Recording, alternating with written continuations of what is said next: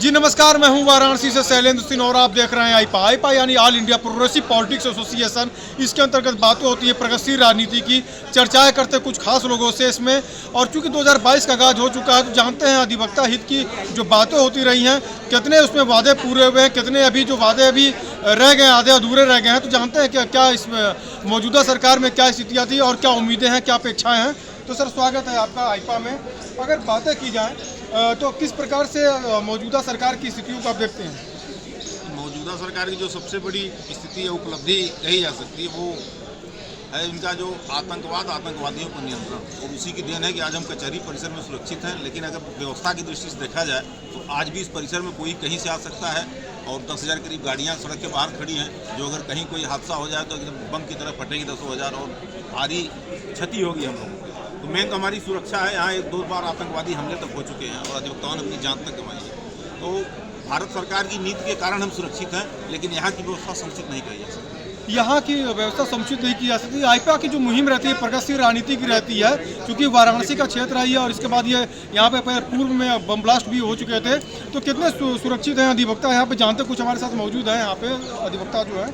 पहले आपका नाम जानना चाहेंगे। नागेंद्र सिंह एडवोकेट। नागेंद्र जी, अगर बात की जाए तो पूर्व में यहाँ पे बम ब्लास्ट भी हुआ, आतंकवादी गतिविधियों का अगर देखा जाए यहाँ पे, तो पूर्व की सरकार और मौजूदा सरकार की स्थिति अगर देखी जाए तो क्या अंतर नजर आता है आपको सुरक्षा को लेकर? मैं सुरक्षा की दृष्टि से ये कहना चाहता हूँ कि आज जो हमारे बीच में अधिवक्ता बंधु हैं वो अपने आप को सुरक्षित नहीं मानते। आप सारे मेंटल डिटेक्टर जितने भी लगे हुए हैं, अगर आप कहीं से कोई भी व्यक्ति हथियार लेके हमारे बीच में आ सकता है। और इसके पहले भी हम लोगों के बीच में इस तरह की घटना हुई है, बम ब्लास्ट हुए हैं, हमारे अधिवक्ता भाई मारे गए हैं, आज भी विकलांग की स्थिति में है। लेकिन यह व्यवस्था जो है खाली दिखावा है। ये इसको और भी बढ़िया ढंग से किया जाना चाहिए। और रही बात आप यहाँ की सुरक्षा की बात कर रहे हैं, तो ये पूर्ण रूप से और इसको हम समुचित मुकम्मल व्यवस्था नहीं कर सकते। इसमें हाँ, हालांकि एक बात माननी पड़ेगी कि हमारे परिसर की जो दीवारें हैं वो काफ़ी ऊंची कर दी गई हैं, उसमें तार वगैरह लगा दिए गए हैं। लेकिन हम चाहे किधर से भी इस परिसर में आ सकते हैं। मैं जिलाधिकारी महोदय से और यहाँ के बड़े अधिकारियों से मैं ये विनम्र निवेदन करना चाहता हूँ आपके माध्यम से। 10,000 के यहाँ पे स्ट्रेंथ अधिवक्ता भाई हैं, वादिकारी हैं, अधिकारी हैं। एक एम्बुलेंस यहाँ रहा करती थी, कब किसकी तबीयत खराब हो जाए वो हटा ली गई है। मैं आपके माध्यम से, जिलाधिकारी महोदय के माध्यम से और तत्कालीन मुख्यमंत्री जो हैं उनके माध्यम से कहना चाहता हूं कि इतने बड़े कैंपस में जहां पे इतने अधिवक्ता भाई हैं, वादकारी हैं, अधिकारी हैं, उन लोगों के लिए आप एक एम्बुलेंस की व्यवस्था सुबह 10 से शाम को 5 बजे तक यहाँ पर की जानी चाहिए। मेरा ये अधिवक्ता भाइयों की तरफ से ये बार निवेदन है। मेरी बात को, अधिवक्ताओं की बात को तत्काल और प्रभावी कदम उस पर उठाया जाए। देखिए हमारे साथ और भी लोग मौजूद हैं यहाँ पे, वरिष्ठ अधिवक्ता भी हमारे साथ मौजूद हैं। जी पहले तो आपका नाम और परिचय जानना चाहिए। मैं शिवपूजन सिंह गौतम, अध्यक्ष पूर्व सेंट्रल बार एसोसिएशन वाराणसी। अगर बातें की जाए तो पूर्व में यहाँ पे टेररिस्ट जैसे जो यहाँ पे बम ब्लास्ट जैसी घटनाएं किए थे, कितना सुरक्षित नजर आते हैं यहाँ पे? पहले की अपेक्षा कुछ कम घटनाएं हो रही हैं, लेकिन सुरक्षा ज़्यादा है पहले से। लेकिन जो घटना घट गई, सबके अंदर दहशत का माहौल तो रहता ही है। लेकिन जो मेटल डिटेक्टर थे, जो डोर थे, जो ड्यूटी थी, वो अब थोड़ा कमज़ोर हो गई है। मौजूदा अगर स्थिति की बात की जाए तो पूर्व की सरकारों की अगर बात की जाए, सतीश चंद्र मिश्रा एडवोकेट के हित के लिए काफ़ी बातें करते थे। तो कितना नज़र आता है, क्योंकि अब चुनाव आ गए 2022 के, तो कितने वादे पूरे रहे, कितने अधूरे रह गए? मैं सतीश चंद्र मिश्रा से इस मंच से, इस माइक के माध्यम से मैं बताना चाहता हूं कि उनके रिजीम में कोई काम नहीं हुआ, अधिवक्ताओं को कोई योजनाओं का कोई लाभ नहीं मिला है आज तक। और अभी मौजूदा गवर्नमेंट जो है भाजपा, उसमें जो अधिवक्ता भविष्य निधि थी, कोविड गाइडलाइन का भविष्य निधि थी, वो जो है 1.5 लाख से 5 लाख कर दिया गया। ये अच्छी सूचना है अधिवक्ताओं के लिए। जो यूपी मौजूदा गवर्नमेंट है भाजपा की, और इसके पहले जो सपा थी उसने भी काम किया, लेकिन इस लेवल से तक जाके काम नहीं कर पाया। उनकी भी इच्छा थी कि इसको पूरा किया जाए, लेकिन पूरा कर नहीं पाए। एक जानकारी और लेना चाहेंगे, जो नए अधिवक्ता जो एजुकेशन करने के बाद आ रहे हैं, जो अधिवक्ता बन जा रहे हैं, लॉ करने के बाद जो आ रहे हैं, उनके लिए क्या फैसिलिटीज होनी चाहिए आपकी समझ से, और उनको क्या बेहतर सुविधा मिल सकती है? फैसिलिटी यूपी गवर्नमेंट की जो ये है वर्तमान में, उन्होंने कुछ स्टाइपेंड टाइप पैसा जो है नए अधिवक्ताओं के लिए देने की बात कही थी, लेकिन उन्होंने दिया नहीं। और समाजवादी पार्टी ने हमेशा अधिवक्ताओं के लिए बढ़ चढ़ के काम करने का काम किया है। और मैं आपको बताऊं, जो यहाँ सबसे बड़ा जो यहाँ पे अधिवक्ताओं को बैठने के लिए चेंबर है, वो समाजवादी पार्टी की सरकार में, और समाजवादी पार्टी की माननीय नेता मुलायम सिंह जी ने उसको पैसा दिया था, तब वो बना था। समाजवादी पार्टी ने आतंकवादियों पर मुकदमे वापस लिए। मुकदमे समाजवादी पार्टी ने आतंकवादियों के ऊपर से मुकदमे वापस लिए थे, और यहाँ अधिवक्ता बंधु बम ब्लास्ट में मरे हुए थे। ये समाजवादी पार्टी कौन सी बात कर रही है? बात ये हो रही कि पैसा किसने दिया था। बात ये हो रही कि अधिवक्ताओं के प्रति संजीदा कौन है। अधिवक्ताओं के लिए टीन शेड में हम रहते हैं, पानी चूता है। पैसा आज हमारा बिल्डिंग बनकर बना हुआ है, ये माननीय मुलायम सिंह यादव जी ने दिया है।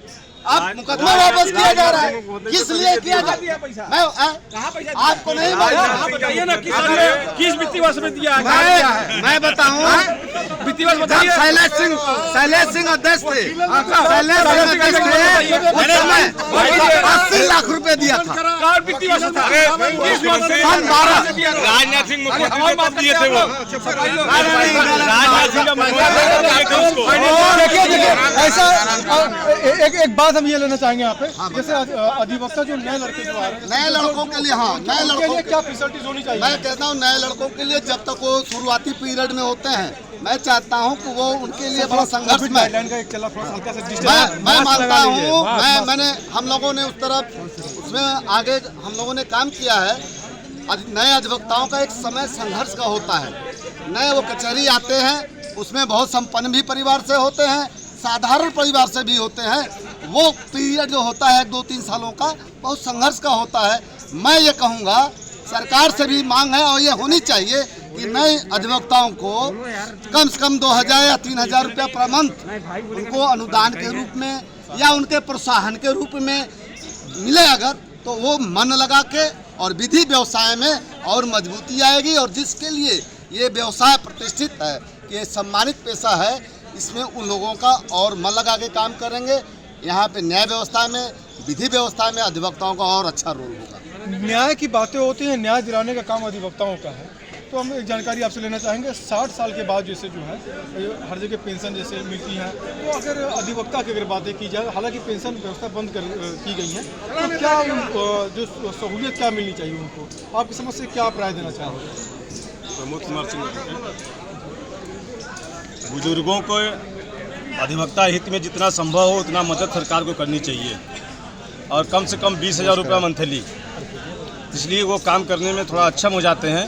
और नए अधिवक्ताओं को कम से कम 10 से 11,000 रुपया मंथली मिले, तब तो कुछ काम चलने वाला है। आज के महंगाई के युग में 1,000, 2,000, 3,000 तो कुछ होने वाला नहीं है। जब 40 रुपया लीटर पेट्रोल था तब की दिक्कत थी, अब 100 रुपया हो गया तो 3,000 में क्या होगा? कम से कम 10 से 11,000 मिलना चाहिए नए अधिवक्ताओं। अभी हमारे बीच में एक अधिवक्ता थे कमलेश संजीव, जिन्होंने अभी थोड़ी देर पहले ही बताया भी था कि अब स्टेशन पे एक अलाउंस बंद हो गए हैं कि अपने जो है सुरक्षा के लिए जो है जो अलाउंस वगैरह होते थे स्टेशन को, वो बंद कर दिए गए। तो कितना अंतर आप देखते हैं इसमें, अगर बातें की जाए जो सुरक्षा के मामले में, तो मौजूदा सरकार कुछ नहीं कर रही है। पहले की सरकार जैसे थी, वर्तमान में जो चल रही वो भी चल रही है। सुरक्षा की दृष्टि से कोई काम नहीं होता है। हमारे कचहरी परिसर में लोग जबरदस्ती घुस जाते हैं, गुंडा घुस जाते हैं, कॉलोनाइजर घुस जाते हैं। कहीं कोई जितनी भी गेटें हैं, कहीं भी मेंटल डिटेक्टर नहीं लगा है। और रही बात, जब अनुदान की बात की है, तो वर्तमान गवर्नमेंट से हम लोग उम्मीद छोड़ दिए हैं। हम लोग कब से जब यहाँ पर मोदी जी आए थे 2014 में चुनाव लड़ने, पूरा अधिवक्ता समाज 90% अधिवक्ता समाज उनके साथ था, खड़ा एकदम कदम से कदम मिला कर। लेकिन हमारे यहाँ 2014 के बाद कोई बड़ा वाला टीन शेड या कोई स्टील शेड या कोई निर्माण नहीं हुआ है कचहरी में। हम लोग उम्मीद लगा कर दिए थे कि कम से कम गुजरात मॉडल आएगा, लेकिन मेरे कचहरी में कोई गुजरात मॉडल नहीं आया। अब बनारस मॉडल पे इस बार चुनाव होगा, बनारस मॉडल की बातें की जा रही हैं। 2014 की अगर बातें की जाए तो 2014 में गुजरात मॉडल का चुनाव हुआ था। 2022 का जो चुनाव स्टेट का, ये बनारस मॉडल की बातें हो रही हैं। कितना अंतर नजर आएगा? मेरा नाम रतनजीत सिंह है। 100% परिवर्तन होने की पूरी संभावना है और दिख भी रहा है, इसमें कोई शक नहीं है। कोई चीज़ जो इतने वर्षों से पड़ी हुई थी इतना जल्द से जल्द खत्म हो जाए, ये अच्छी बात नहीं है। बदलाव हो रहा है और लोगों का कहना है कि तमाम पेंशन, अगर पेंशन की बात की है तो पेंशन अगर अधिवक्ता को चाहिए तो समाजवादी को ही लाइए, इसलिए कि जो गवर्नमेंट हुआ है वो समाजवादी पेंशन अखिलेश जी घोषणा पत्र में डालने वाले हैं कि हम पेंशन लाने वाले हैं। तो हम लोग चुनावी शगुफा एक है कि पेंशन दे देंगे, घर दे देंगे, कुछ न मिला है न किसी को कुछ मिलेगा। तमाम तरीके के उतार चढ़ाव देखने को मिले हैं पूर्वी सरकारों में और तमाम एक उम्मीदें हैं लोगों को। अधिवक्ता हित की बातें जो की जा रही हैं, तरह तरह की उम्मीदें लोग लगा के बैठे हुए हैं। वाराणसी से शैलेंद्र सिंह, आईपा।